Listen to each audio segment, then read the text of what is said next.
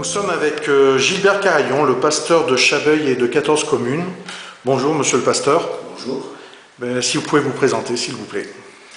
Alors je suis Gilbert Carayon, donc je suis pasteur de l'Église protestante unie de France, telle qu'elle est apparue donc en 2013 par l'union de l'Église évangélique luthérienne de France et l'Église réformée de France.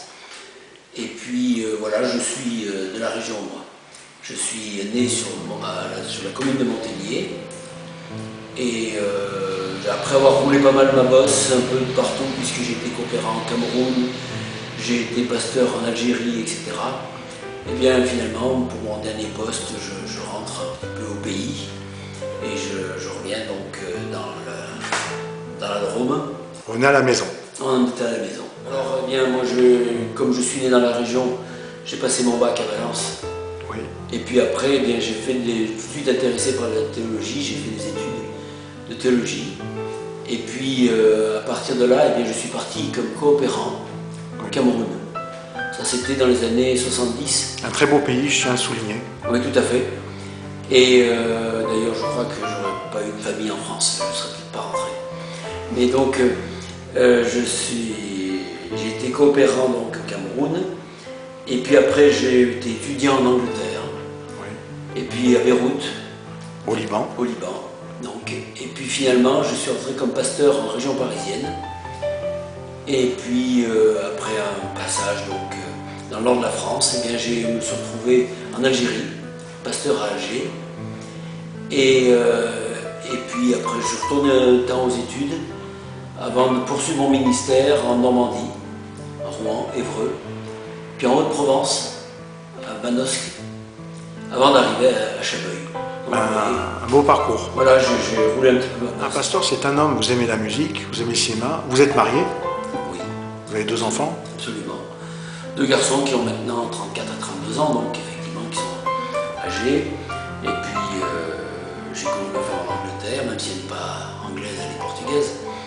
Mais effectivement, donc voilà, j'ai eu même une vie de famille classique. Oui. Et puis j'aime effectivement la musique, un style de musique classique surtout, mais j'aime aussi les chansons de style un peu celtique. Oui. Et puis au Cameroun, en Algérie, au Liban, en Angleterre, en France, on a tous le même Dieu. Alors ça dépend de ce qu'on entend par Dieu. D'une part, parce que forcément, quand on croit tous qu'il n'y en a qu'un, automatiquement on a le même. Oui. Mais d'un autre côté, je pense qu'on serait peut-être un peu plus juste si on pensait davantage au Dieu qu'on a dans la tête. Parce qu'on a tous un peu notre vision de Dieu. Et c'est ce Dieu-là qui nous fait. Alors l'Église protestante unie, c'est une église donc, qui est née en 2013 de par l'union de l'Église évangélique luthérienne de France et l'Église protestante, l'Église réformée de France, oui. Qui à l'époque donc se sont unis pour tout simplement être plus représentatifs peut-être, et puis tout simplement parce qu'il y avait aussi des enjeux économiques. Effectivement, ça correspond à une réalité, hein, c'est que les jeunes effectivement trouvent que c'est vieillot ce qui se passe dans les églises. Mais je me demande si c'est pas un phénomène de mode, sauf que c'est une mode qui dure. D'accord. Parce que quand je pense à ce qui se passait au Moyen-Âge par exemple, eh bien les gens allaient à l'église. Ils allaient à l'église parce qu'ils étaient obligés d'y aller. L'obligation. Eh oui, parce qu'il fut un temps où on prenait les présences à l'église. Et quelqu'un qui n'y allait pas, eh bien il avait affaire au prêtre. Et donc ça c'est...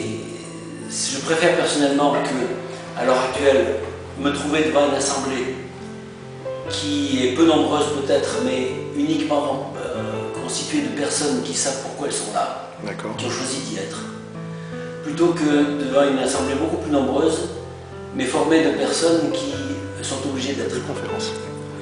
Voilà, je vous laisse vous présenter ce que vous faites. La mardi, il y en a une, d'ailleurs je viendrai vous voir, pour être un peu moins bête, puis apprendre quelque chose. Et par exemple, mardi prochain, vous faites une conférence à Chabeuil? Oui, au temple de Chabeuil, le mardi 6 octobre. D'accord. Sur le schisme d'Orient. C'est-à-dire la séparation de l'Église orthodoxe de l'Église catholique. Monsieur le pasteur, je vous en prie. Merci de votre accueil de ce moment. Mais merci. Merci à vous de votre visite. C'est nous qui vous remercions. Vous pouvez le visiter sur notre site, c'est un 6AD, et puis si vous voulez quoi que ce soit, on est à votre disposition. Parfait. Merci beaucoup. Merci.